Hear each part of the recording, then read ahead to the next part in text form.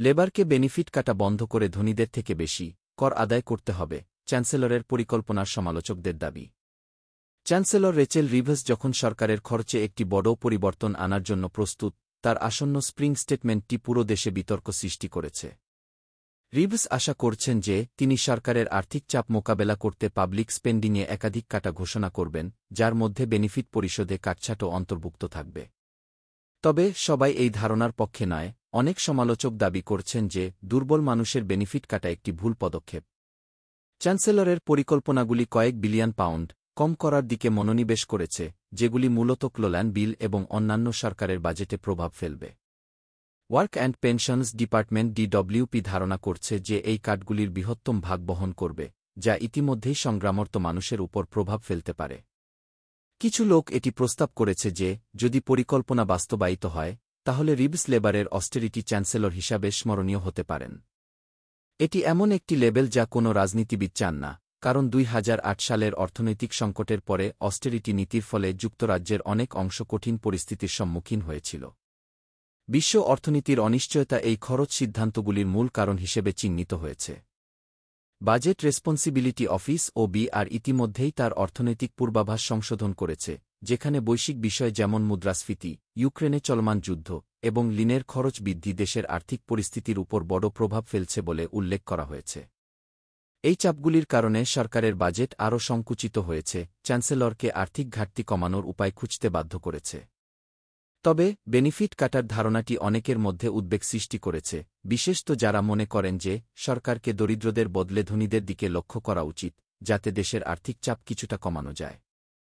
Labour সদস্য এবং সামাজিক ন্যায় বিচারের সমর্থকরা দাবি করছেন যে সুবিধা কমানোর পরিবর্তে সরকারকে ধনী ব্যক্তিদের এবং বড় কর্পোরেশনের জন্য কর বাড়ানোর দিকে মনোনিবেশ করতে হবে। তাদের মতে এটি নিশ্চিত করবে যে জনগণের জন্য প্রয়োজনীয় সেবা পর্যাপ্তভাবে অর্থায়ন করা হবে এবং আরও কোনো চাপ দরিদ্র মানুষের উপর না পড়ে।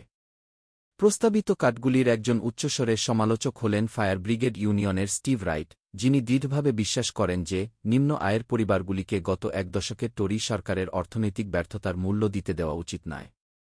রাইট বলেছেন, কঠিন পরিস্থিতিতে থাকা পরিবারগুলোকে টরি সরকারের অর্থনৈতিক মন্দ ব্যবস্থাপনার কারণে তাদের মূল্য দিতে হবে না। চ্যান্সেলরকে তার স্প্রিং স্টেটমেন্টে ধনীদের উপর কর বসিয়ে জনসেবা প্রপারলি অর্থায়ন করতে এবং মজুরি বাড়াতে হবে।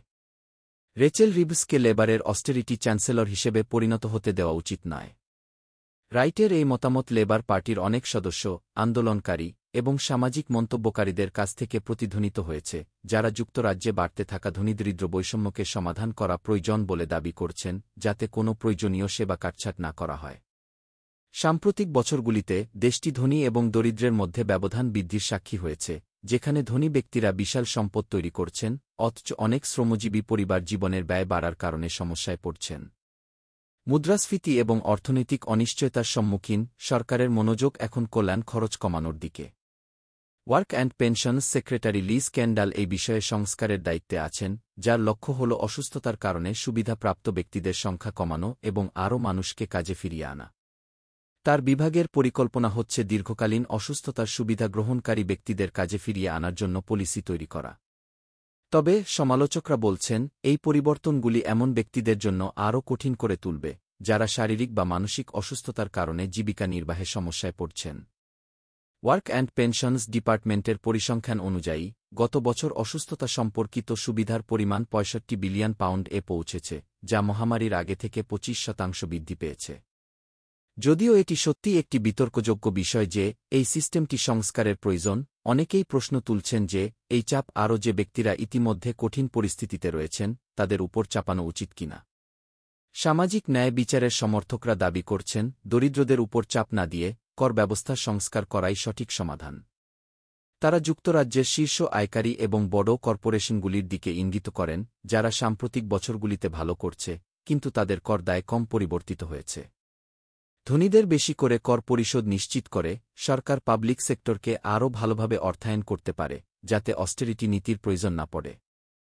এখন চাপ রেচেল রিভসের উপর, যাতে তিনি তার স্প্রিং স্টেটমেন্টে সঠিক ভারসাম্য রক্ষা করতে পারেন। কিছু লোক হয়তো মনে করতে পারে যে আর্থিক পরিস্থিতির পরিপ্রেক্ষিতে কল্যাণ কাটছাঁট করা ঐক্যরূপে প্রয়োজনীয়, তবে অনেকেই মনে করেন যে ধনী ব্যক্তিদের আরও বেশি অবদান রাখতে হবে, যাতে দরিদ্র পরিবারের উপর চাপ না পড়ে। এই বিতর্ক অব্যাহত থাকাকালীন একটি বিষয় পরিষ্কার, সরকারের আগামী কয়েক সপ্তাহের সিদ্ধান্তগুলো দেশটির লক্ষ লক্ষ মানুষের জন্য দীর্ঘমেয়াদী প্রভাব ফেলবে। রিভস যদি কাটছাঁট নিয়ে এগিয়ে যান অথবা ধনীদের উপর উচ্চকরের জন্য আহ্বান শোনেন, তা সময়ই বলে দেবে, তবে একটি বিষয় নিশ্চিত যে জনগণ নিবিড়ভাবে তা পর্যবেক্ষণ করছে। ইউটিউব কমেন্ট বক্সে কমেন্ট করলে আমরা আপনার প্রশ্ন বা যে কোনো কমেন্টের উত্তর দেব। এইচ নিউজ চ্যানেল দেখতে থাকুন এবং লাইক, শেয়ার ও সাবস্ক্রাইব করতে ভুলবেন না।